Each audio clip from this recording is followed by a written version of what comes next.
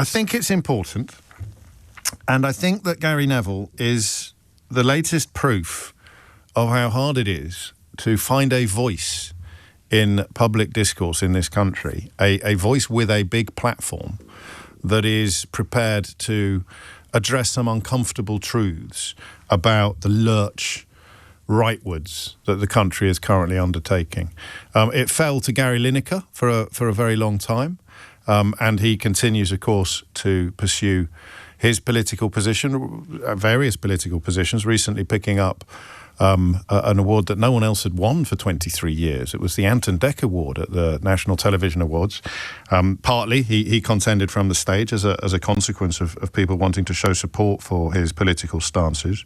Obviously, nobody, including him, condones the hideous imagery that was contained within a clip that he unwittingly posted on social media. But the knives were out for him for a variety of reasons long before Israel started its attacks on Gaza or Hamas undertook its a terrorist attack upon Israeli territory. The knives are out for Gary Lineker probably from Brexit onwards. The miracle he lasted as long as he did. In fact, one of the only reasons he lasted as long as he did was because of all of his colleagues at the BBC downed tools last time they tried to take him off air.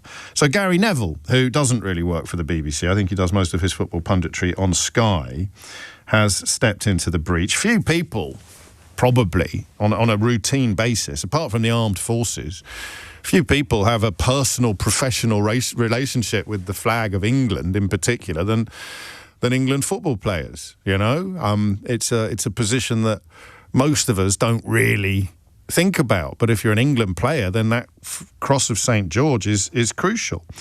And he's chosen to point out that for an awful lot of people, they look like an act of aggression. And that's not, I'm afraid, an opinion, that's counting. An awful lot of people think that a lot of these flags are an act of aggression. It is clearly true that some people who put flags up, particularly in their own homes, are not doing so in order to make anybody else feel unwelcome. But it is within living memory that people would chant on the streets of the United Kingdom, "There ain't no black in the Union Jack." And clearly some of the people embracing the return of the flag as a sign of, well, you fill in the gaps on that, are nostalgic for those days. But it would be ridiculous to suggest it was all of them, and even a majority of them. But it's true to say that that the flag itself feels to many people like a marking out of territory. It is a message being sent to people who aren't white that simply says, you are not welcome here. This is our territory. And it's deeply, deeply disingenuous of people, particularly in the media, to pretend otherwise. And you look at some of the characters involved in organising these campaigns, and it becomes impossible to sustain the idea that it is not designed in part to mark out territory or to say you are not welcome here. And it shouldn't be controversial to come out and say that. It really shouldn't. But of course it is. Because, well, I don't know that you need to hear my theories or thoughts on why it is, but it is increasingly clear that many members of the media have gone mad. And therefore, although they can remember the days of there ain't no black in the Union flag, or there ain't no black in the Union Jack, they're pretending that is not an echo that can be heard again today. They're pretending that it's got absolutely nothing to do with racism or ethnicity or ethno-nationalism, to coin a phrase. And that's why Gary Neville, I think, has been quite bold, because he has now painted a rather large target on his back, probably bigger than he himself realised when he did this. The response will be very predictable and very obvious and free of all nuance, and probably quite unpleasant as well. I want you to have a little listen to what he said. It's quite long, but I think it's worth listening to all of it. I want you to bear two things in mind. The first is that I'm going to ask you at the end of it what you think, purely and simply. And then I'll tell you what I think. And the second thing I want you to bear in mind is that he doesn't have to do this. I think his business empire's worth about £100 million. I don't know what his personal fortune is. He doesn't have to do any of this. And then I might do that thing that I do every couple of weeks when I ask you to make a list of all the people who are actually paid in the British media for their opinions, who lean even a tiny, tiny little bit towards the left, or are even a tiny, tiny little bit repelled by the hideous rhetoric of the Daily Mail or the Daily Telegraph.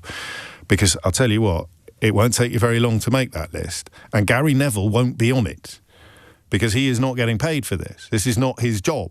This is his patriotic duty, he would say, to stand up against what he sees as deeply unpleasant and very deliberately divisive behaviour. And that's why I want you to listen carefully to his words with those thoughts, the fact that he doesn't have to do it, because I might even ask you why you think he has. He doesn't have to do it, and hardly anybody can. Doesn't mean he's right, but it means that we should probably listen to him. So I've just left my house and walking into the office, waking up obviously, seeing the news last night and the news this morning dominated by the horrific attacks within the Jewish community just about a mile from here. And was driving home from Salford City last night. I was driving actually to Salford City, going down a Littleton Road, seeing 60, probably 50 or 60 Union Jack flags. And on the way back I went down the parallel road, which is Berrynew Road, which has got the Jewish community right at its heart, and they're out on the streets defiant, not hiding or in fear. And I just kept thinking as I was driving home last night that we're all being turned on each other, and the division that's being created is absolutely disgusting. Mainly created by angry, middle-aged white men who know exactly what they're doing. Funnily enough, on one of my development sites last week, there was a Union Jack flag put up, and I took it down instantly. And some people might be watching this and thinking, well, Gary, you're not very patriotic. I played for my country 85 times. I love my country. I love Manchester and I love England. But I've been building in this city for 15, 20 years, and there's no one put a Union Jack flag up in the last 15 to 20 years, so why do you need to put one up now? Because quite clearly it's sending a message to everybody that there is something you don't like. The Union Jack flag being used in a negative fashion is not right. And I'm a proud supporter of England, of Great Britain, of our country, and we're championing it anywhere in the world as being one of the greatest places to live. But I think we need to check ourselves. We need to check ourselves and sort of start to think about bring ourselves back to a neutral point, because we're being pulled right and left, and we don't need to be pulled right and left at all. I've always said this about, I played in a football team with a group of people from Manchester, a group of people from Ireland, Wales, Scotland, but also people from Africa, people from Asia, people from America, people from Europe, and we were a beautiful team, united as one. Brexit has had a devastating impact on this country, and the messaging is getting dangerous, extremely dangerous. All these idiots that are out there spreading hate speech in any form and abuse in any form, we must stop promoting them. We must stop elevating our voices towards them. It needs to stop now and get back to a country of love, of peace, of harmony, and become a team again. It's got elements of Dear England, that the letter that another Gary, actually, although known more popularly as Gareth Southgate. That's 3 Garys. That's it. You could, I say, make a list of people with a big public platform who routinely stand against racism, and they're all called Gary. Gary Lineker, Gary Neville and Gareth Southgate. But the Dear England letter that Gareth Southgate wrote after 3 of his players received hideous racist abuse from, I think many people would argue, the kind of characters who may be now putting flags on your local lampposts. But again, revering a flag is definitely not a sign of racism. But I don't know that anything that Gary Neville said is is particularly disputable. So shall we have a look at that question? It's been going on for 15 years. Why do you need to put one up now? 0345 6060 973. So respond, if you would, to that speech that you've just heard, that small thing that you've heard, bearing in mind, if you can, that he didn't have to do it. It's not his job to have opinions. He chose to do that. So regardless of what you think about his words, I think you have to accept that it comes from the heart. So that question that he asks, I want your general views, your general responses to what you heard, 0345 6060 973.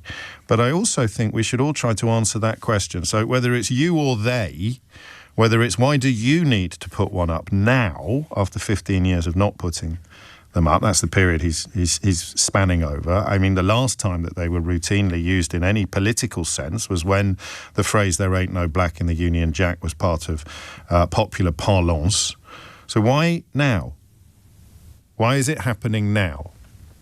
0345 6060 973. So there's two questions. What do you think of Gary Neville's intervention? 0345 6060 973. And why are the flags happening now? You can answer that from either side. Actually, all three positions: in favour of them, opposed to them, or ambivalent about them. I know for a fact that they upset people, feel threatened by the implicit suggestion that, well, it's not even implicit. There ain't no black in the Union Jack. It is a form of ethno-nationalism in the eyes of many people who don't belong to the, quotes, right, end quotes, ethnicity. You can tell me a million times that when you hung up a flag from your local lamppost, it was categorically not intended in any way to make anybody feel unwelcome. And that's fine. But usually, manners would dictate that if I did something that you then told me was profoundly offensive, and I reflected upon it and thought, good Lord, I really don't want to be responsible for your upset, therefore I'm going to apologise and I'm not going to do it again. Even if I want to argue that that was not my intention at all, even if it really wasn't my intention at all, even if I don't think you should be as upset as you are about it because I know what is in my heart, I also now know what is in your heart. And what is in your heart is fear and aggression, a fear of aggression. So I would at that point simply say, OK, yeah, we probably don't need this. We certainly don't need it on the sort of scale that we're seeing in some corners of the country. And anybody, but with their full chest, pretending that there is no question here about racism, I'm afraid needs to pay a very quick visit to the 1970s when both of these flags were co-opted completely by the far right in the most hideous of fashions. And I don't think this needs explaining, to be honest, because anybody apparently not understanding this is almost certainly pretending. But the reason why they got the flags out at the Labour Party conference was as an attempt to reclaim the flag from the forces of the far right who dominated it in the 1970s and are trying to dominate it again now. So what do you think of Gary Neville? Not as a defender or as a football player, but as this intervention in public discourse. And why do you or they need to put them up now? I suppose I'd say why now and why so many